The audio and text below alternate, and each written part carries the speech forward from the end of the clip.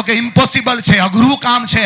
તમને જ્યારે કોઈ દુનિયામાં એમ કે, યુવાનો સાંભળો છો ને, કે અઘરું કામ છે, મુઠ્ઠી વળવાની વાળો, बोलो दुनिया में कोई मेरे साथ होना हो, मेरा बिलिया वाला दादा मेरे साथ है, फिर डरने की क्या बात है. અને મુઠ્ઠી વાળીને કહેવાનું કેટલું અઘરું છે. બોલે તારથી નો થાય એટલું, બોલે કરવાનું હું. બોલે આપણે દક્ષિણમાં બેઠા છીએ, ઉત્તરમાં જવાનું, હિમાલયમાં જવાનું, અને સંજીવની લાવવાની, અને ઈ સૂર્ય ઉગી પહેલા લાવવાની. બસ હનુમાનજી કે આટલું જ?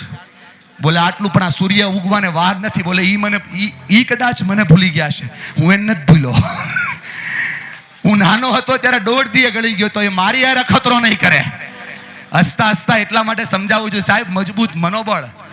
આજે મને આમ ખૂબ અંદરથી ઈચ્છા થાય છે કે આ વાત કરું કે ન કરું. નાના હોય ને, નાના આપણે 5 વર્ષના બાળકને શીખવાડીએ કે હનુમાન ચાલીસા બોલવી જોઈએ. હું સ્વામી આપને પણ વંદન કરું છું. આપના માધ્યમથી આ દેવની સાક્ષી એક નાનકડો પ્રકલ્પ શરૂ કરીએ. હનુમાન ચાલીસા ખાલી બોલવી ન જોઈએ, ખાલી વાંચવી ન જોઈએ. હનુમાન ચાલીસા ખાલી બોલવાની નહીં, ખાલી વાંચવાની નહીં, ખાલી યજ્ઞ નહીં કરવાનો, પણ હનુમાન ચાલીસાનો અર્થ સમજી અને હનુમાનને સાક્ષી રાખી અને એવું જીવન જીવવાનો પ્રયત્ન કરવાનો. યાર એ જીવી જઈએ એટલે હનુમાન આપોઆપ જીતવા લાગે. એક હાથની અંદર હાથ વજ્ર અરુ ધ્વજા વિરાજે, કાંધે મુજ જનેઉ સાજે. જોવો સનાતન દેખાડી દીધું સાહેબ, આખું સનાતન આવી ગયું એક દુહામાં. હાથ વજ્ર અરુ ધ્વજા વિરાજે, કાંધે મુજ જનેઉ સાજે. એક હાથમાં ધર્મને રાખવાનો ભાઈબંધ, અને બીજા હાથમાં તારા ધંધાની તાકાતને રાખવાની. જમણા હાથમાં ધર્મ અને ડાબા હાથમાં ધંધાની તાકાત. આ બે લઈને જે હારે હાલતો હોય ને, ઈ આ દેશનો સનાતની કહેવાય, ઈ આ દેશનો સનાતની યુવાન કહેવાય. વ્યસન છોડવાથી સનાતની બનાય, ઈર્ષા છોડવાથી સનાતની બનાય. અરે આ કાળી ચૌદશ શીખવાડ. ચક્કડું ફરીને ન્યા જ આવ્યું પાછું, સાંભળ, ચક્કડું ફરીને પાછું ન્યા જ આવ્યું. ભગવાન કૃષ્ણએ નરકાસુરનો વધ કર્યો એટલે નરક ચૌદશ, રૂપ ચૌદશ અને કાળી ચૌદશ. માં કાળી અને હનુમાનજી મહારાજે આખા વિશ્વની આ 2 દિવસે રક્ષા કરવાની પરંપરા લીધી, એટલે એમનું પૂજન. પણ હવે કોઈ ભગવાન કૃષ્ણ અસ્તિત્વમાં નથી અત્યારે તમારા સામા. કોઈ મુરલી અત્યારે વગાડતું નથી. હા, ઘનશ્યામ મતલબ સ્વામિનારાયણ ભગવાને ઘનશ્યામ મહારાજે અહીંયા મુરલી બનાવી વગાડેલી, ખીજડું હશે અહીંયા બાજુમાં, પણ હવે અહીંયા કોઈ અત્યારે વગાડતું નથી. અને ક્યાંય આજુબાજુમાં નરકાસુર નથી. બેન અરીસો જોવો નહીં, આજુબાજુમાં ક્યાંય નરકાસુર નથી. નરકાસુર છે એ મારી અંદર છે ને તમારી અંદર છે. કેટલા લોકો મારી વાતથી સહેમત છે કે વાત તો સાચી છે? મિત્રતા ભાવથી એને ઓળખી અને એનો વધ કરો તો હનુમાન આ મિત્રતામાં હાશકારો આપી. હનુમાન બોલો આ કે ના? વાહ ભાઈ, અત્યારે તમારો હોકારો ઓછો લઈશ, કેમ કે અત્યારે તમારા હોકારા કરતા મને આના હોકારાની જરૂર છે. હનુમાન ચાલીસાના એક દુહાનો અર્થ આ નાના બાળકોને સમજાવવાની જરૂર છે સાહેબ. સુપરમેન, હેના, સ્પાઈડરમેન અને આયરમેન, ફાયરમેન બધા સાઈડ કરો. આ હનુમેનને યાદ કરો. હનુમેન છે તો બધા જ મેન જીતે છે ભાઈ. એ ઉર્જા છે, એ તાકાત છે, જીતવાનો આધાર છે, એ સાચી પરંપરા છે. અને એટલા માટે કહું છું, સાંભળો યાર, એ લઈને આવે ને તો એને અભિમાન નથી. આખી રામાયણ પૂરી થાય, રાવણનું વધ થાય, ભગવાન રામ પાછા પોતાના નગરમાં આવે. દિવાળી કાલ બધા ઉજવવાના છે, સરસ દિવાળી ઉજવાઈ જાય, બધાને ખાતા મળી જાય, કોઈને આ ખાતું, કોઈને પેલું ખાતું. એટલે અંદરો અંદર ભગવાન રામને વિચાર આવે એકવાર કે બધાને ખાતા આપી દીધા, બધા પોતપોતાની વ્યવસ્થામાં વયા ગયા. જાંબુવંત આશ્રમમાં વયા ગયા, સુગ્રીવ કિષ્કિંધામાં વયા ગયા, ભરત પ્રાઇમ મિનિસ્ટર બનીને બધું જોવા માંડ્યા, લક્ષ્મણજી એની વ્યવસ્થા કરવા માંડ્યા, શત્રુઘ્નજી એની વ્યવસ્થા કરવા માંડ્યા, સીતાજી એની વ્યવસ્થા. આ હનુમાનજી કેમ કે જાતા નથી? એટલે પેલા સીતા માતાને કીધું કે સીતા માતા તમે કયો એમને કે જાય. 2 હાથ જોડીને કીધું. સીતા માતાએ 2 હાથ જોડીને કીધું કે જ્યારે કોઈ નહોતું ને ત્યારે અમારો બાળક થઈને મારી પાસે અશોક વાટિકામાં આવ્યો હતો, આને હું જાકારો ન આપી શકું. ભલા માણસ, જિંદગીમાં 2 કામ એવા કરજો કે તમે મુસીબતમાં હોય ને ત્યારે તમારા માટે લોકો સાચું વિચારે. કોઈએ પૂછ્યું, ભગવાનના આ મુદ્રિકા લઈને રામની મુદ્રિકા લઈને હનુમાન નીકળ્યા, એટલે કોઈએ પૂછ્યું કે આ રામ નામની મુદ્રિકા હતી તો જનોઈમાં પહેરી લેવાય, બહુ થાય તો આંગળીમાં પહેરી લેવાય, દોરે બાંધે. બાપા બરાબર ને?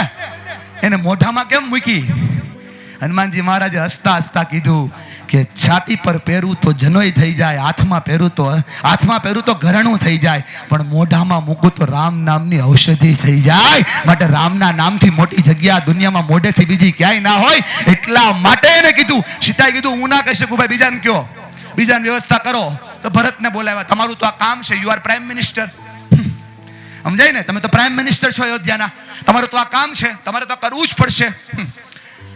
ભરતે બે હાથ જોડ્યા. તમારી બધી વાત સાચી ભગવાન શ્રી રામ, મારાથી આ નહીં થાય. બોલે કેમ? બોલો અમે તો જીવન જીવવાની આશા છોડી અને જમીનની અંદર ખાડો કરીને બેસી ગયા હતા. આ નંદીગ્રામની અંદર આ ઉડતો એક વાનર આવ્યો ને એણે અમને કીધું કે અમે રામના ચાહક છીએ અને અમારા પાછી જીવવાની ચાહના બતાવી છે, માટે અમારાથી આ ન છોડાય, અમારાથી ન કહેવાય, એમને ક્યાં છોડી દો. બોલો આ કે ના? વિચાર તો કરો.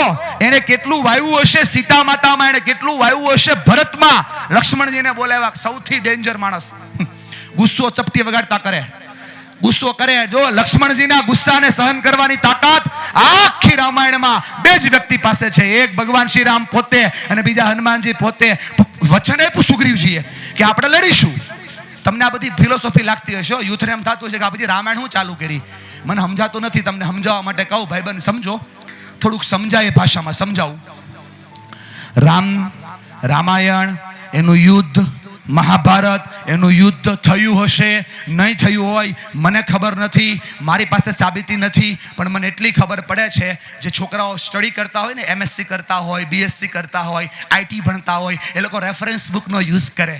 એને કરે કે ના કરે? તો છે ને આપણે જીવન જીવવામાં જે સૌથી પાવરફુલ બે રેફરન્સ બુક હોય ને તો એ રામાયણ અને મહાભારત છે, જે જીવનનો સાચો આધાર આપણને જીવતા શીખવાડી દે છે. એટલું તો બતાવી દેવો કે મારું મારું મારું મારું થાય અહીંયા કાંઈ ન વધે, અને તારું તારું તારું થાય એના દુનિયામાં ઇતિહાસ વધે. લક્ષ્મણજીને ગુસ્સો થયો. એ સુગ્રીવ વાત માનતો નથી. સુગ્રીવને મારવા માટે ધાવી ગયા અને હનુમાનજી એને બેસાડીને થોડી વારમાં રામ નામનું સત્કર્મ કરવા લાગ્યા. રામનું નામ લેવાય એટલે હનુમાનજી એકદમ રામ નામમાં મગ્ન થયા અને લક્ષ્મણ પણ ભૂલી ગયા અને એનો ગુસ્સો શાંત થયો. હનુમાનજીને સમજાઈ ગયું કે લક્ષ્મણજીનો ગુસ્સો શાંત કરવાનો એક જ ઇલાજ છે, રામનું નામ.